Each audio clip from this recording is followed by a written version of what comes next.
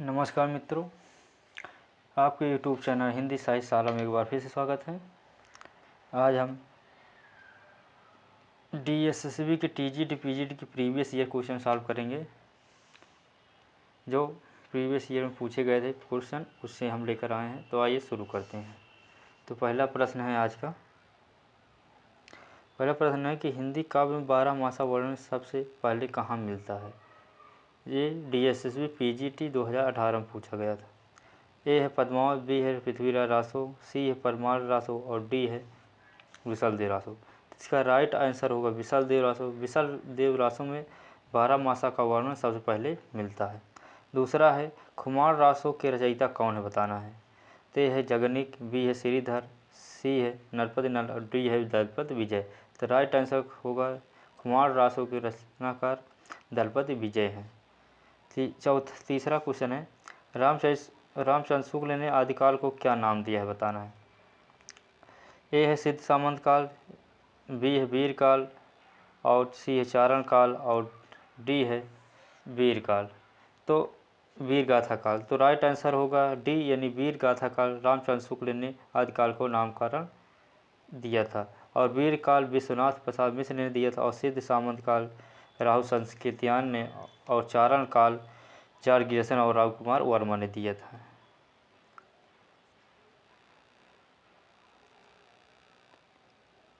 चौथा क्वेश्चन है गौरी सोमय सेज पर मुख पर डारें केस पंक्ति के किसके द्वारा रचित है। तो यह चंद्रप्रदाय, बी है जगनिक, सी है अमीर खुसरो और डी है विद्यापति। तो इसका राइट आंसर होगा सी यानी अमीर खुसरो की यह पंक्ति है। पाँचवा नंबर का प्रश्न है विद्यापति कृत कीर्तिलता की भाषा क्या है, बताना है। ए है अपभ्रंश, बी है अवहट, सी है मैथिली और डी है संस्कृत। तो राइट आंसर होगा अवहट यानी बी ऑप्शन सही होगा। छठा नंबर प्रश्न है कि संदेश राशक की श्रेणी में आता है, यानी संदेश राशक किस श्रेणी में आता है। ए है खंड काव्य, बी है महाकाव्य, सी है चंपू काव्य और डी है गीत काव्य। तो संदेश राशक एक महाकाव्य है। सातवां नंबर का प्रश्न है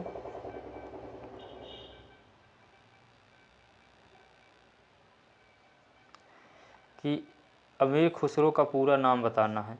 ए है अब्दुल रईस खुसरो, बी है अब्दुल खालिक खुसरो, सी है अब्दुल कजल खुसरो और डी है अब्दुल हसन यमुनुद्दीन खुसरो। तो राइट आंसर होगा डी अमीर खुसरो का पूरा नाम अबुल हसन यमुनुद्दीन खुसरो था। आठवां नंबर प्रश्न है अपभ्रंश शब्द का सबसे पहले उल्लेख किसने किया। यह PGT 2015 का प्रश्न है। ए है पाणिनि ने, बी है नागार्जुन ने, सी है पतंजलि और डी है सराफा। तो अपभ्रंश शब्द का सबसे पहले उल्लेख पतंजलि ने किया था। नवा नंबर प्रश्न है कि सिद्धों का प्रथम कवि कौन है। तो ए है सराफा, बी है कर्णापा, सी है गुंडीरिपा और डी है शेरापा। तो राइट आंसर होगा सराफा यानी ए सिद्धों का प्रथम कवि है। और राव संकीर्त्यान ने इन्हें प्रथम कवि भी माना है सिद्ध साहित्य का। 10 नंबर का क्वेश्चन है अवहट्ट में शिक्षा शब्द के लिए कौन सा रूप मिलता है। तो है शिक्षा, बी है शिक्षा, सी है शिक्षा और डी है शिक्षा। तो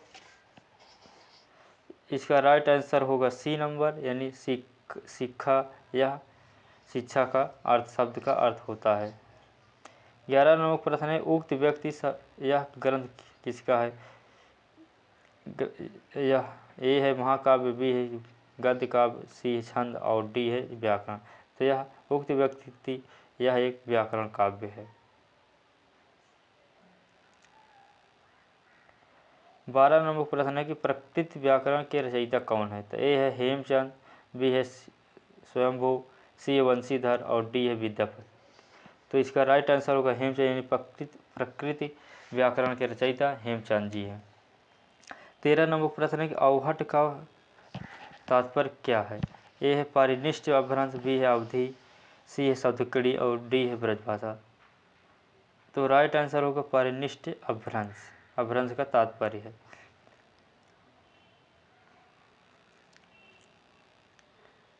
चौदह नंबर का प्रश्न है, खड़ी बोली का सर्वप्रथम प्रयोग किसने किया था?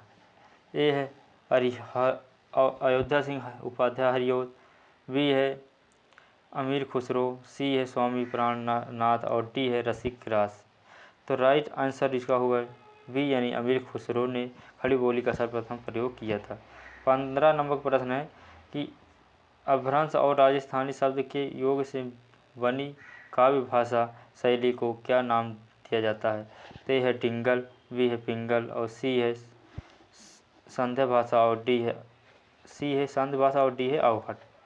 तो राइट आंसर होगा डिंगल, यानी अपभ्रंश और राजस्थानी भाषा को जो योग यानी मिलाकर डिंगल भाषा का प्रयोग होता है।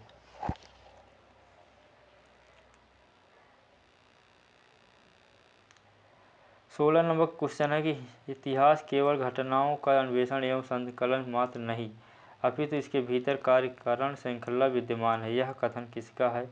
ए है तेन, बी है डार्विन, सी है मार्क्स, डी है हीगल। कहते हैं राइट आंसर होगा हीगल, यानी डी ऑप्शन सही होगा। 17 नंबर प्रश्न है कि कौन सी कृति प्रभु दयाल मित्तल की है? तो ए है हिंदी साहित्य, बी है हिंदी वीर काव्य, सी है चैतन्य संप्रदाय और उसका साहित्य और डी है रीति काव्य की भूमिका। तो राइट आंसर इसका होगा सी यानी चैतन्य संप्रदाय और उसका साहित्य।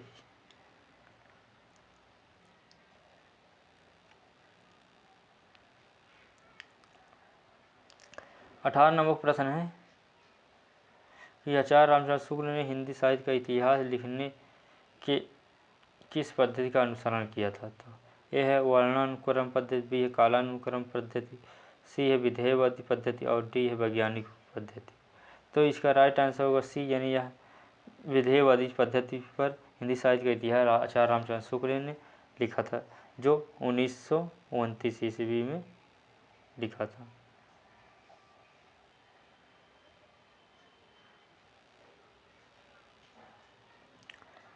क्वेश्चन 19 है, कौन सी रचना शालिभात सूर्य की नहीं है बताना है। ए है बुद्धिरास, बी है भारतेश्वर बाहुबली रास, सी है पंच पांडव चरित रास चंदन और डी है चंदन वाला रास। तो राइट आंसर होगा बी यानी भारतेश्वर बाहुबली रास, यह शालिभात सूर्य की रचना नहीं है।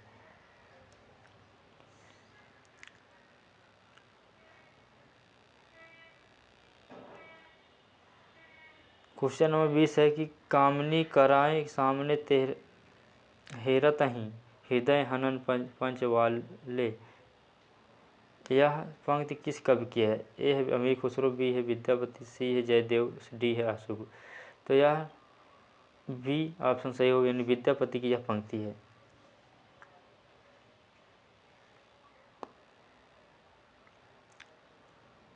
क्वेश्चन नंबर 21 है, अमीर खुसरो का जीवन काल इनमें से क्या है? तो ए है 1200 से 1300 ईस्वी, बी है 1250 से 1350, सी है 1255 से 1324 और डी है 1248 से 1320। तो राइट आंसर होगा सी यानी 1255 से 1324। 22 नंबर प्रश्न है विद्यापति किस मत के अनुयायी थे? तो है शैव, बी है वैष्णव, सी है सूफी और डी है शाक्त। तो राइट आंसर होगा शैव, ए यानी शैव मत के अनुयायी थे विद्यापति।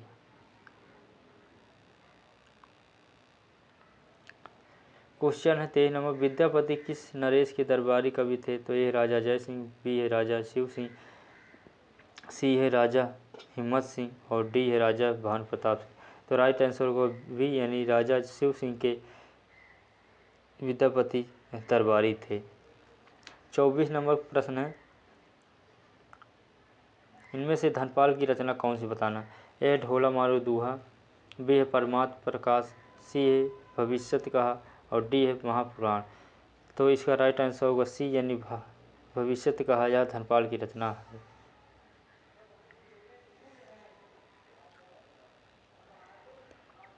क्वेश्चन नंबर 25 है, कौशल लाभ कौन थे? ए है वीर गाथा काल कवि, बी है ढोला मारू दूहा के रचयिता, सी है एक जैन कवि थे और डी है रामकथा के कवि। तो राइट आंसर होगा बी यानी ढोला मारू राजूखा के रचयिता थे। 26 नंबर का प्रश्न है कि इनमें से हिंदी साहित्य के पहले इतिहास ग्रंथ के लेखक हैं। ए है शिव सिंह सेगर, बी है सर जॉर्ज ग्रियर्सन, सी है गारसा दातासी और डी है मिश्र बंधु। तो राइट आंसर होगा सी यानी गारसा दातासी हिंदी साहित्य के पहले इतिहास ग्रंथ के लेखक हैं।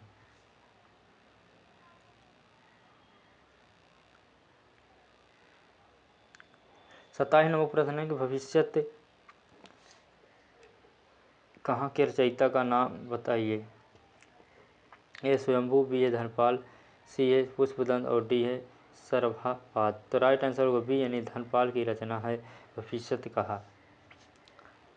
28 नंबर प्रश्न है कि हिंदी साहित्य के इतिहास लेखकों में कालानुक्रम अनुसार कवियों का वर्गीकरण सर्वप्रथम किसने किया था। तो ए है जॉर्ज ग्रियर्सन, बी है मिश्र बंधु, सी शिव सिंह सेगर और डी गारसा दातासी।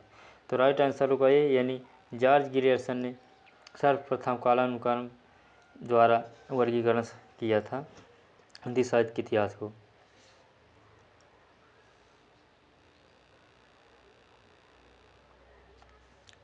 क्वेश्चन नंबर 29 है, इनमें से आदिकाल के अंतिम चरण के सुप्रसिद्ध कवि कौन है। ए अब्दुल रहमान, बी है अमीर खुसरो, सी है स्वयंभू और डी पुष्पदंत। तो ये राइट आंसर होगा बी यानी अमीर खुसरो सुप्रसिद्ध कवि हैं जो आदिकाल के अंतिम चरण के कवि माने जाते हैं। 30 नंबर का प्रश्न है, ऐसे रासो ग्रंथ के रचनाकार का नाम बताइए जिनकी रचना अजमेर के शासक के संबंध है। ए है दलपत विजय, बी है नरपति नल, सी है नल सिंह और डी है मधुकर भट्ट। तो राइट आंसर होगा बी यानी नरपति नल, यह अजमेर के शासक से संबंधित थे। 30 नंबर प्रश्न है कि अपभ्रंश के नाम में राम के चरित्र पर आधारित ग्रंथ इनमें से कौन सा है। ए पयुम चरु, बी है महापुराण, सी है संदेश रासक और डी है ऋठमेढ़ चरयु। तो राइट आंसर होगा ए यानी पयुम चरु, यह अपभ्रंश में राम की चरित्र पर आधारित रचना है। क्वेश्चन नंबर 32 है कि ज्योतिषर ठाकुर की कृति कौन सी है बताना। ए भविष्यत का है, बी है पहुड़ दोहा, सी है वर्ण रत्नाकर और डी है राउर बेल। तो राइट आंसर होगा सी वर्ण रत्नाकर, यह ज्योतिषर ठाकुर की रचना है। 33 नंबर प्रश्न है, हिंदी साहित्य के वैज्ञानिक इतिहास के रचनाकार कौन है बताना है। ए है गणपत चंद्र गुप्त, बी है आचार्य रामचंद्र शुक्ल, सी है डॉक्टर नगेंद्र और डी है राम कुमार वर्मा। तो इसका राइट आंसर होगा गणपत चंद्र गुप्त यानी ए ऑप्शन सही होगा। आचार्य रामचंद्र शुक्ल के इतिहास का नाम हिंदी साहित्य का इतिहास और राम कुमार वर्मा के इतिहास का नाम है हिंदी साहित्य का आलोचनात्मक इतिहास। 34 नंबर प्रश्न है, श्रावकाचार्य का रचनाकार क्या है बताना। ए है 900 ईस्वी, बी है 920 ईस्वी, सी है 923 ईस्वी और डी है 933 ईस्वी। तो राइट आंसर होगा डी यानी 933 ईस्वी में श्रावकाचार्य की रचना काल है।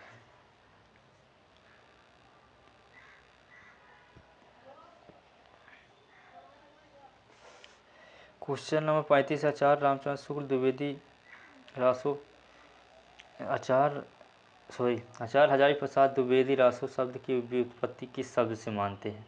ए है रसायन से, बी है रासक से, सी है रासक से रास्य और डी है रासिक से। राइट आंसर होगा बी यानी रासक से हजारी प्रसाद द्विवेदी रासो शब्द की व्युत्पत्ति मानते हैं। 36 नंबर प्रश्न है कि हिंदी कवि को अभिनव जयदेव की उपाधि मिली थी। तो किस कवि को हिंदी में अभिनव जयदेव की उपाधि मिली थी। तो ये है अमीर खुसरो, बी है चंद्र बरदाई, डी है विद्यापति और सी है विद्यापति और डी है स्वयंभू। राइट आंसर होगा सी यानी विद्यापति को हिंदी के अंतर्गत अभिनव जयदेव की उपाधि मिली थी।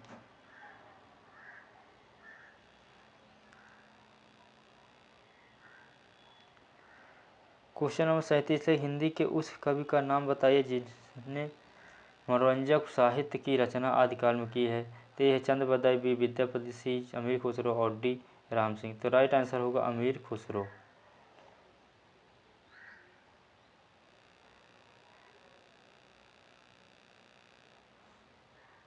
क्वेश्चन नंबर 38 है, डॉक्टर गणपति चंद्र गुप्त आधुनिक काल का प्रारंभ कब से मानते हैं। तो ये है 1800, बी है 1857, सी है 1900 और डी है सन 1775। राइट आंसर होगा बी यानी 1857 से गणपति चंद्रगुप्त आधुनिक काल का प्रारंभ मानते हैं। 39 नंबर का प्रश्न है कि कौन सा नाम आदिकाल के लिए नहीं दिया गया। तो ये है आदिकाल, बी है चारण काल, सी सिद्ध सामंत काल और डी है रीतिकाल।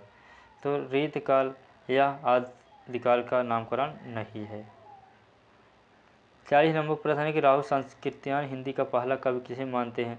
तो यह है लुइपा, बी है सरहपाद, सी है शालिभद्र सूरी और डी है चंद्र बरदाई। तो राइट आंसर होगा बी यानी सरहपा। आप लोग को पहले ही बता चुके थे कि राहुल संस्कृत्यान ने हिंदी का पहला कवि माना है।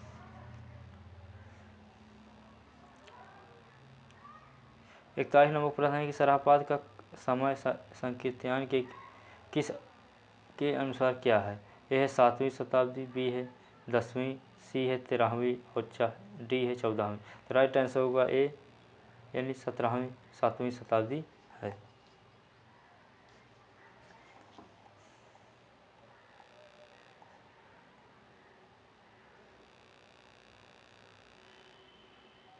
क्वेश्चन नंबर 42 है हिंदी का पहला ग्रंथ कौन सा है बताना है। ए भट्टेश्वर बाहुबली, बी है श्रावकाचार, सी है पृथ्वीराज रासो और डी है पहुड़ दोहा। तो राइट आंसर होगा बी यानी श्रावकाचार यह हिंदी का पहला ग्रंथ है। 43 नंबर का प्रश्न है श्रावकाचार के रचयिता कौन है बताना है। तो ए है देवसेन, बी है धनपाल और सी है राम सिंह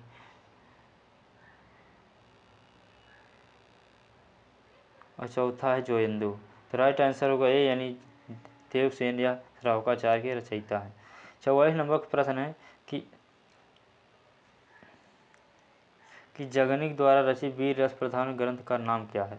ए है विशलदेव रासो, बी है कुमार रासो और सी है परमार रासो और डी है पृथ्वीराज रासो।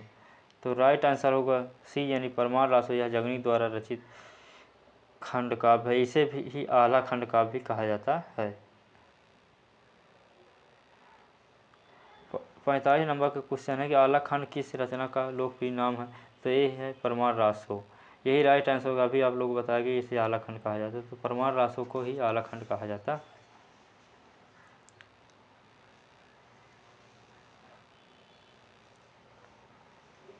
क्वेश्चन है 46 नंबर का कि पृथ्वीराज रासो के विषय में कौन सा धारणा अधिक उपयुक्त है।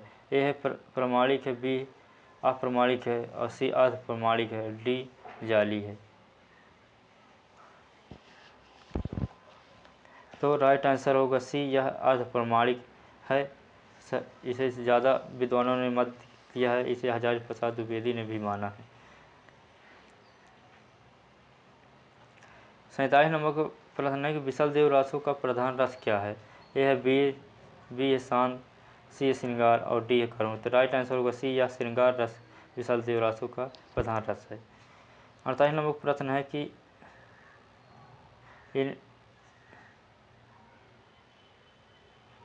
इनमें से हिंदी का प्रथम महाकाव्य किसे माना जाता है। तो ये है विशलदेव रासो, बी है कुमार रासो, सी है परमार रासो और डी है पृथ्वीराज रासो। तो पृथ्वीराज रासो को हिंदी का प्रथम महाकाव्य आचार्य रामचंद्र शुक्ल ने माना है।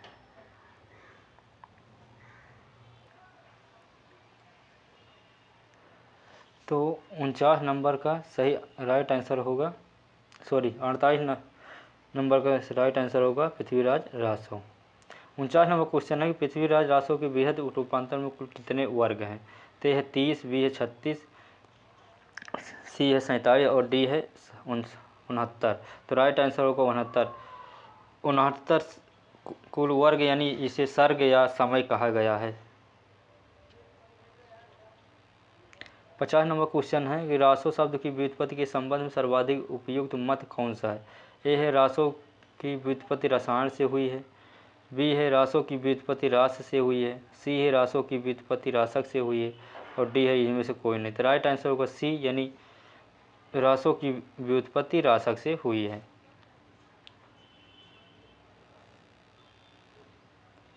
क्वेश्चन नंबर 51 है कि आदिकाल में मनोरंजक साहित्य की रचना किसने की है। तो यह चंद्र बरदाई, बी है विद्यापति, सी है अमीर खुसरो और डी है गोरखनाथ। तो राइट आंसर होगा अमीर खुसरो यानी डी सी नंबर सही होगा। प्रश्न नंबर 52 है गोरख वाणी के संपादक कौन है? तो है माता प्रसाद गुप्त, बी है वासुदेव शरण अग्रवाल, सी है श्याम सुंदर दास और डी है पीताम्बर दत्त बर्थवाल। तो राइट आंसर होगा डी यानी पीताम्बर दत्त बर्थवाल ने गोरख वाणी के संपादन किया था।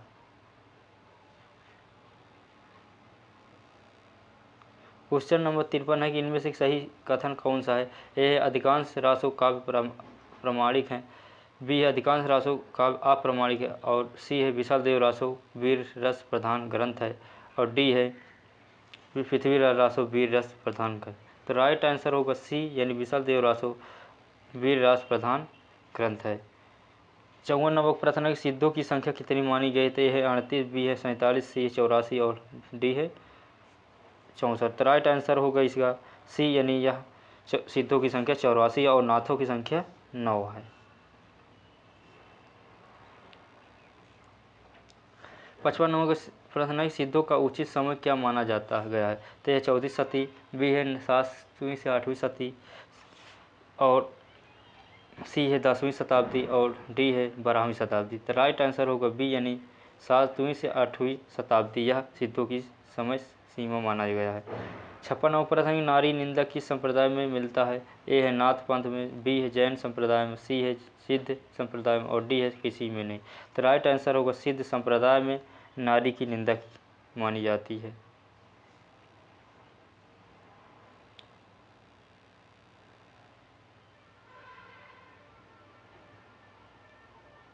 क्वेश्चन नंबर 57 है इनमें से नाथ संप्रदाय में मिलती है? तो यह गुरु महिमा, बी है नारी निंदा, सी है इंद्रिय की निग्रह और डी है गृहस्थों का आदर। तो राइट आंसर 57 का होगा डी यानी गृहस्थों का आदर माना जाए। 58 नंबर प्रश्न वर्ण रत्नाकर के रचयिता कौन है? तो ये है जगन्नाथ दास रत्नाकर, बी है विद्यापति, सी है वो ज्योतिश्वर ठाकुर और डी है स्वयंभू। तो राइट आंसर इसका हुआ सी यानी ज्योतिश्वर ठाकुर वर्ण रत्नाकर के रचनाकार हैं। क्वेश्चन नंबर 59 है ब्रज भाषा मिश्रित अपभ्रंश का क्या नाम है? तो ये है डिंगल, बी है पिंगल, सी है अवहट और डी है सौर सैनी। तो राइट आंसर होगा पिंगल यानी ब्रज भाषा मिश्रित अपभ्रंश को पिंगल कहा जाता है। और 60 नंबर प्रश्न इनमें से कौन आदिकाल का ग्रंथ नहीं है बताना है? ए है प्रकृति पैगलम, बी है खुसरो की पहेलियाँ, सी है विद्यापति की पदावली और डी है पद्मावत। तो राइट आंसर पद्मावत यह आदिकाल की ग्रंथ नहीं है, यह बल्कि भक्तिकाल की रचना यानी जायसी द्वारा रचित सूफी संत कवियों की रचना है। क्वेश्चन नंबर 61 है विद्यापति पदावली की रचना किस भाषा में हुई है? तो है अपभ्रंश, बी है बांग्ला, सी है मैथिली और डी है मगधी। तो राइट आंसर होगा सी यानी मैथिली भाषा में विद्यापति पदावली की रचना हुई, इसीलिए विद्यापति को मैथिली कोकिल कहा जाता है। 62 नंबर प्रश्न है कि आदिकाल में खड़ी बोली का प्रयोग किस कवि ने किया था? तो यह खुसरो ने, वे विद्यापति, सी स्वयंभू ने और डी चंद बदायूं। तो खड़ी बोली का प्रयोग सब अमीर खुसरो ने किया था।